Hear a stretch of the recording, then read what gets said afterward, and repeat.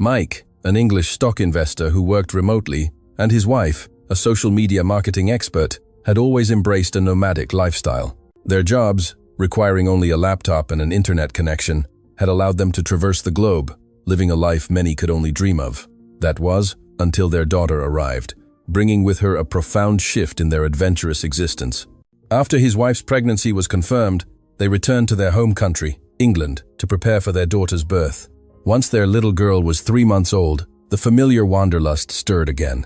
Yet, this time, the considerations were vastly different. They knew their carefree globe-trotting would eventually have to yield to stability once their daughter reached school age, requiring them to settle down in England permanently.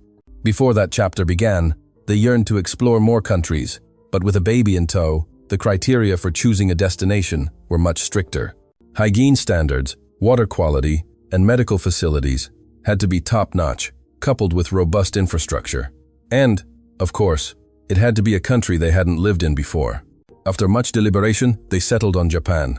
Globally renowned for its politeness, order, and advanced infrastructure, Japan seemed like an ideal choice for a family with a young child. They chose Kumamoto in the Kyushu region, a city celebrated for its traditional culture and historic charm. On paper, it was perfect, and they too believed it would be. However, Japan, they soon discovered, operated at a peculiar pace. Everything, from administrative tasks to daily transactions, felt slow and stubbornly adhered to outdated methods. Mike, who hailed from England, a country not exactly a beacon of efficiency in administrative matters, a fact even locals grudged, found Japan's bureaucratic labyrinth even more bewildering. He recalled one exasperating instance at a Japanese civic center, attempting to process a simple foreigner registration certificate. What should have been a straightforward procedure turned into an all-day ordeal, stretching from morning till late afternoon, leaving him without even a lunch break. It was truly baffling, he recounted later. Beyond the administrative sluggishness, Japan's predominantly cash-based economy presented another challenge. Nearly every restaurant and shop demanded cash payment, forcing them to constantly carry a heavy wallet full of coins. With their earnings in euros, frequent currency exchanges were necessary, each incurring hefty fees, compounded by ATM withdrawal charges. The exorbitant real estate agency fees for their rental apartment were equally baffling. But what truly wore them down was Japan's unique cultural nuance of reading the air, the unspoken expectation to maintain harmony and avoid inconveniencing others at all costs. While it fostered a generally mild and courteous society, it also manifested as an extreme intolerance for any perceived disruption. This stricture, they found, extended mercilessly to foreigners. For example, public transport in Japan, trains and buses, were eerily quiet. The mere ring of a mobile phone would draw a barrage of terrifying glares. Mike once had to answer an urgent call, speaking softly into the phone, only to be met by the piercing, cold stare of a middle-aged woman that sent shivers down his spine. Of course, speaking loudly in public is wrong, Mike conceded, but a little understanding for unforeseen circumstances would have been appreciated. Unfortunately, that empathy was conspicuously absent. The most heartbreaking incident, however, involved their daughter. Their carefully planned weekend getaway, a much-anticipated trip to a traditional inn with a hot spring, ended in humiliating expulsion from a train. The family had boarded the train, excited despite the limitations of traveling with a baby. Midway through the journey, their daughter, without warning, began to cry uncontrollably. Immediately, a wave of frigid stares washed over them. No one yelled or directly scolded them, but the silent, disapproving glares were far more unnerving. Mike and his wife tried everything to soothe her, but their baby daughter continued to wail. They left their seats, pacing the aisle for nearly 20 minutes, until finally, their daughter's cries subsided. Just as they exhaled a collective sigh of relief, a train conductor quietly approached them. "We've received complaints about the foreign babies crying," he said, his voice flat and devoid of emotion. "We apologize, but we must ask you to disembark at the next station, in 5 minutes." Shocked, they tried to explain that their daughter had stopped crying, but the conductor remained impassive, simply reiterating his instruction. Left with no choice, they got off at the next stop, stranded in an unfamiliar town. It was outrageous, Mike recalled, to be forced off the train simply because a baby cried. We even moved away from our seats to minimize disturbance. Yet, we were treated with such blatant prejudice. They ended up paying a staggering 10,000 Japanese yen, over 2,000 New Taiwan dollars, or roughly 90 Singapore dollars, for a taxi to reach their destination. After that traumatic experience, any thought of traveling within Japan filled them with dread. After just a month or so, the stifling atmosphere became unbearable, and they knew they couldn't stay. Before their move to Singapore, they had originally planned to tour Taiwan for a week. His wife, a huge fan of Taiwanese dramas, had even started learning Mandarin in anticipation. The idea of finally visiting the country she adored filled her with excitement. The reason they hadn't considered living in Taiwan for longer, she confessed, was its geographical proximity to Japan. She worried the national temperament might be similar. Now, as they stood at the boarding gate at London Heathrow, waiting for their Singapore Airlines flight to Changi Airport, a new apprehension mingled with their hope. After hearing Japanese every day, suddenly hearing English and various other languages feels so fresh and exciting, his wife remarked, her face lighting up. Perhaps because it was a Singaporean carrier, most passengers seemed to be Singaporeans returning home or international travelers. As they finally settled into their seats, they silently prayed their daughter wouldn't cry this time. The flight from England to Singapore was long, and surely many passengers would be trying to sleep. Alas, their hopes were dashed. Just 20 minutes after takeoff, their daughter began to whimper, threatening to revive the Japanese train nightmare. Her whimpers escalated into a full-blown cry. They glanced around anxiously. Some passengers turned their heads, others looked visibly annoyed. Their anxiety mounted under the scrutinizing gazes, and they began desperately pleading with their baby to quiet down.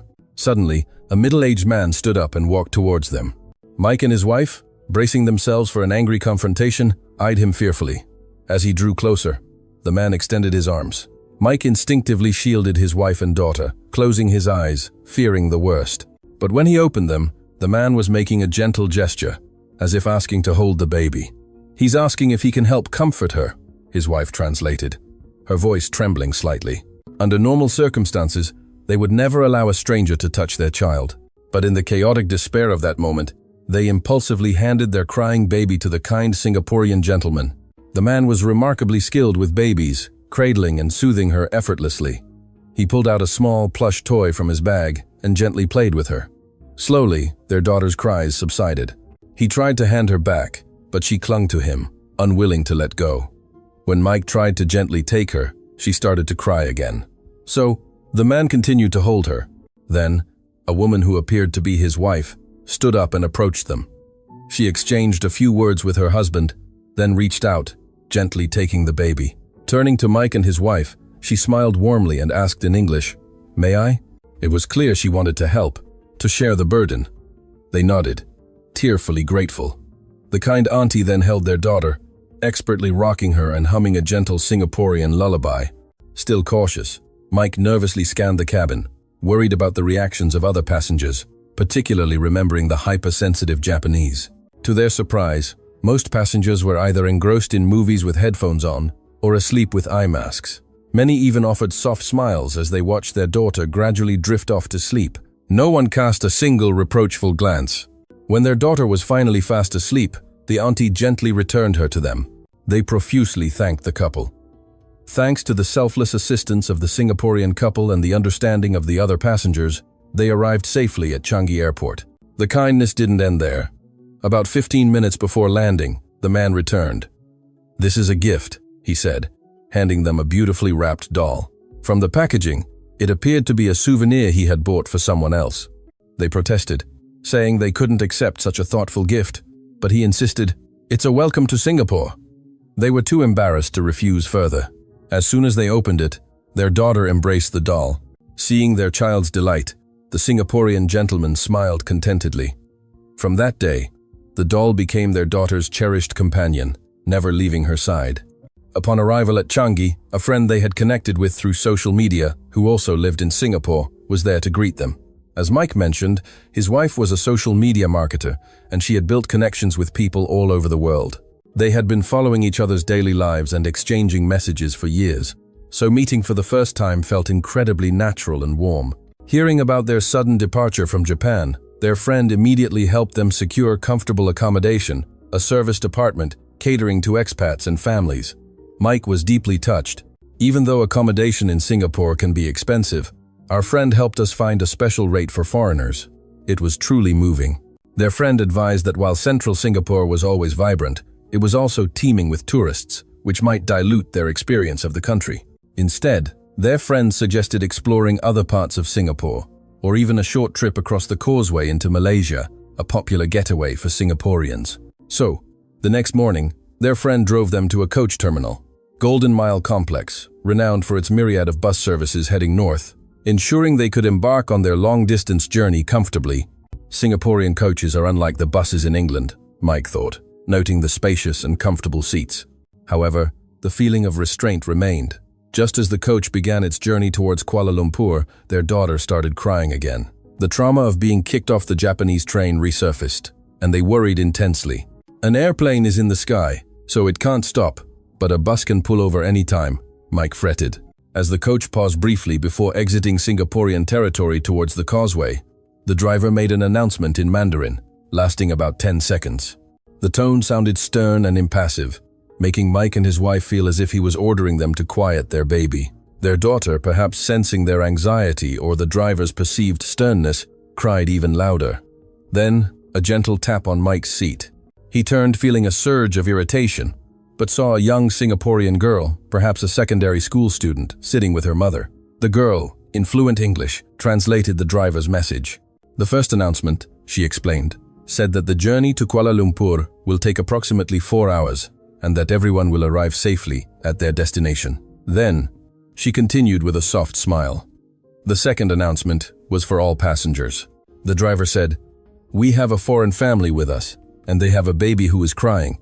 They might not be familiar with our coach services. We all cried when we were babies, didn't we? I hope everyone can show warm understanding so that this foreign family can have a pleasant memory in Singapore and feel no pressure." Mike and his wife were overwhelmed, tears welling up in their eyes. The girl further clarified that her taps on the seat weren't to urge them to be quiet, but because she found their baby adorable and wanted to ask how old she was and what her name was. Looking at this kind, articulate, and thoughtful Singaporean girl, they wished their own daughter would grow up to be just like her. Feeling somewhat embarrassed by the continuous kindness they had received on both the airplane and the bus, they bought some small gifts, local Singaporean snacks, for the driver and the student during a rest stop. Though simple, it was the only way they could think of to express their heartfelt gratitude. After that truly heartwarming journey, Mike and his wife made a pivotal decision. They would temporarily reside in Singapore. Even for a short period, traveling with their child in Singapore had provided an experience profoundly different from Japan. Singaporeans, they observed, were not overly sensitive to quiet conversations on public transport, as long as it wasn't outright shouting. And if a baby made excited noises, people didn't stare disapprovingly. Instead, they often offered warm, affectionate smiles.